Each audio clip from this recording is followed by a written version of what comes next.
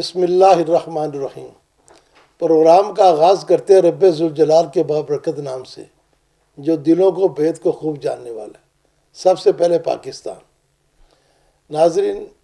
جیسے کہ آپ جانتے ہیں کہ جو بھی حکومتیں آ رہی ہیں آئی ایف کے زیر اثر ہی ہوتی ہیں۔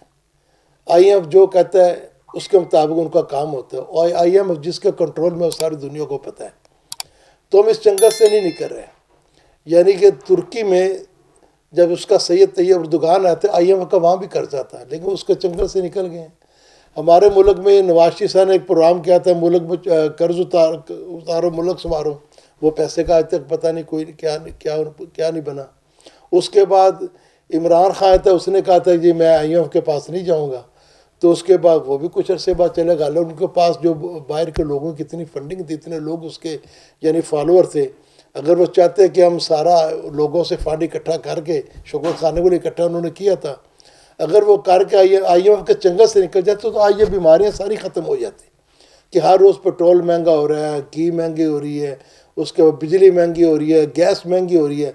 اب اس کا اثر تو یعنی جو مشکل فیصلے جو یہ کہہ رہے ہیں نا گورنمنٹ مشکل فیصلے، اب مشکل فیصلے تو ان کے لیے نہیں ہے نا، عوام کے لیے ہو رہے ہیں۔ فیصلے تو ان کے لیے ہونے چاہیے تھے، اس لیے کہ یہ قوم کے لیڈر نہیں ہیں،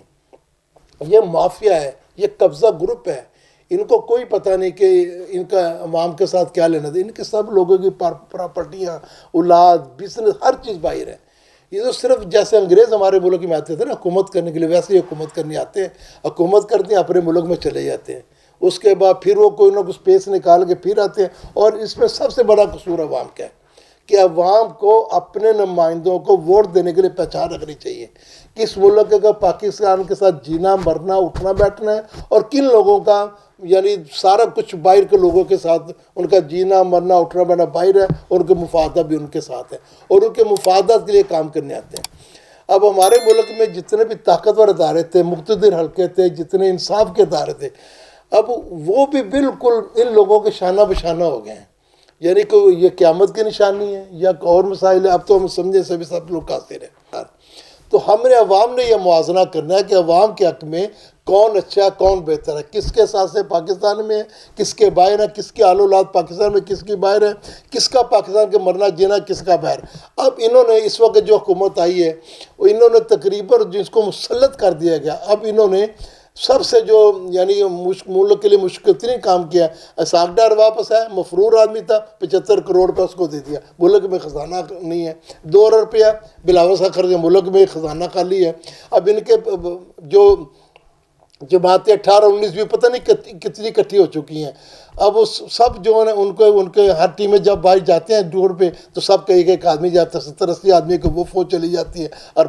خرچ کر کے آتے ہیں۔ اب ان میں جو ہے نا سب لوگوں کو کوئی مشیر ہے، کوئی وزیر ہے، کبیر 80 90 بندوں کی جماعت بن گئی، ان کے اب اخراجات دیکھیں، پروٹوکول دیکھیں، ان کی تنخواہیں دیکھیں۔ اگر یہ ملک کو بنانا چاہتے ہیں، عوام کا یہ کہتے ہیں جی عوام کہ ہم خیر خواہ ہیں، تو سب سے پہلے یہ اپنی کابینہ کا سائز چھوٹا کرتے، اس کے بعد اپنے اخراجات کم کرتے۔ اپنے اخراجات تو کم نہیں کر رہے، اپنی عیاشیاں کم نہیں کر رہے، اپنی یعنی کہ عیش و عشرت کو کم نہیں کر رہے، اپنا پروٹوکول کم نہیں کر رہے، تو سب کچھ یہ غریب عوام پہ ڈال رہے ہیں، اور غریب عوام کب تک برداشت کرے گی؟ آخر ان کا ہاتھ ان کے گریبان تک تو پہنچے گا نا، اس وقت سے یہ ڈر نہیں رہے۔ یہ اللہ کی لاٹھی بے آواز ہے، جب چلے گی پھر نہ کوئی اقتدار میں رہنا اور بیٹھے گا، نہ کوئی انصاف کے تقاضے ہو، کوئی بھی نہیں بچے گا اس میں، کیونکہ عوام اب خودکشیوں پہ جب ایک ہوتی تھی وہاں 20 بھی خودکشیاں شروع ہو گئی، لوگ غربت کا شکار ہو گیا، لوگوں کی پہنچ سے دور ہے، 2 روٹی 3 روٹی کھانے والا 2 پہ آ گیا، 2 والا 1 پہ آ گیا، جس کے پاس 4 چرس ہے اس کے پاس اب تن میں پہننے کے لیے کپڑا نہیں ہے۔ تو لہٰذا اب انہوں نے اصل میں جو لعنت جو پڑ رہی نا وہ پڑ رہی ہے سود کی۔ اب آئی ایم جو ہمیں قرضہ وہ سود دے رہا ہے، جتنی جماعتیں ہیں وہاں سارے علماء کرام بڑی بڑی جماعتوں کے،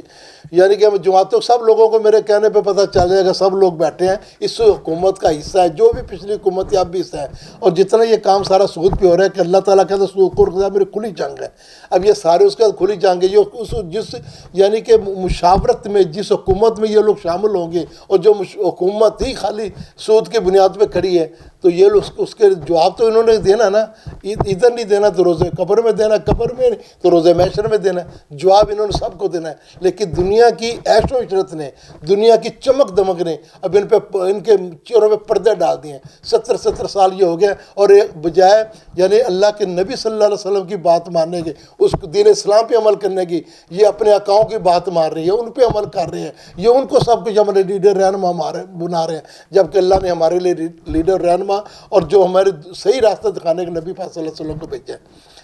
اگر ہم نے آج بھی برائی کے خلاف، یعنی صرف دل میں برا کہ ہم سب کے پاس طاقت موجود ہے، اور جب اس کے لیے ہم نے طاقت کا استعمال نہ کیا اور اس کے لیے ہم نے باقاعدہ طور پہ اس برائی کو برائی نہ سمجھا، تو پھر ہماری آنے والی نسلیں بھی ہیں نا، ہم تو چلو جس طرح بھی زندگی گزار آ رہی نسلیں بھی فاقہ سے فاقہ در کشی پہ ہو جائیں گی، اور دنیا کی طاقتیں ایٹمی ملکوں کے ہم بھیک مانگتے پھرے ہیں، اور دنیا کی طاقتیں جو نا ہم پہ مسلط ہو جائیں گی۔ لہٰذا ہمیں خوددار اسلامی معاشرت جو اس کو بنانا چاہتا ہے وہ نہیں بنا سکے، اور جتنے بھی لیڈر ہیں وہ سارے یعنی اپنے بڑے بڑے آقاؤں کو خوش کرنے کے لیے لگے ہوئے ہیں۔ تو میری تمام اداروں سے درخواست ہے جو طاقتور ہیں، اس کے بعد جو انصاف کے ادارے ان سے، جو بیوروکریسی سے مجھے نام یاد ہے، یعنی جو انگریز کا حکومت کا رائج کردہ نظام تھا، بڑی بڑی کوٹھیوں میں یعنی 40 کنال کوٹھیوں میں ڈپٹی کمشنر رہا ہے، اے سی رہ رہا ہے، کمشنر رہ رہا ہے، اور سیکٹری رہ رہے ہیں۔ یار خدا کا خوف کرے، ان میں 40 اس کے ملازم ہیں۔ اب ڈپٹی کمشنر کا دماغ خراب ہے کہ وہ سڑک پہ نکل کے جا کے کسی چیز کا ریٹ دیکھو، وہ 2.5 کروڑ کی گاڑی میں بیٹھا ہوا ہے، اس کو ساری چیز موارات مل ہے، یعنی تنخواہیں ملے تو رشوت بھی کھا رہے ہیں۔ تو اس لیے اس نظام کو جب مقتدر طاقتور رکھے اور انصاف کے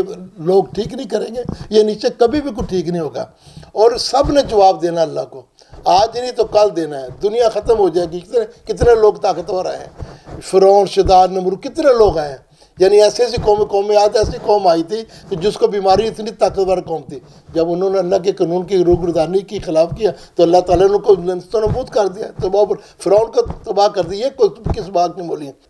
تو لہٰذا آپ اپنے حقوق کے لیے جب تک نہیں نکلیں گے کچھ بھی نہیں بنے گا، ٹھیک ہے۔ انتخابات کے لیے یا کوئی قانون نہیں ہے، دیکھو 90 دن میں انتخابات اوپر نیچے جا رہے ہیں، کوئی قانون کوئی پوچھنے والا نہیں ہے، لا قانونیت کا دور ہے۔ تو اس لیے کہ جب تک عوام جو ہے نا اچھا فیصلہ نہیں کرے گا، اپنے حقوق کے لیے نہیں نکلے گی، تو اس کو حقوق کبھی نہیں ملیں گے، اور اپنے لیے اپنی آنے والی نسلوں کے لیے زندہ رہیں اور زندہ قوم بن کے دکھائیں، خالی ترانوں تک نہیں کہ ہم زندہ قوم ہیں،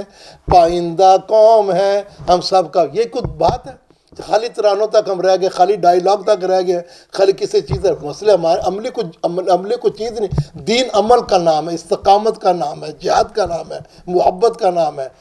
شانتی کا نام، یہ دین ہے ہمارا۔ ہمیں اپنے دین کے اندر ہے کہ اللہ کے نبی اس سنت کو زندہ کرنا ہے، اور اپنے مسلمان وہ جو دوسرے مسلمان کا درد محسوس کرے۔ آج مسلمان کا کوئی درد محسوس نہیں کر رہے، لہٰذا سب دوستوں سے التماس ہے اس پیغام کو دنیا کے کونے کونے میں پہنچائیں، اور انشاءاللہ تعالی الگ الگ پروگرام کے ساتھ حاضر ہوں گے۔ اجازت دی اپنے میزبان ایوب چوہان کو۔ اللہ حافظ۔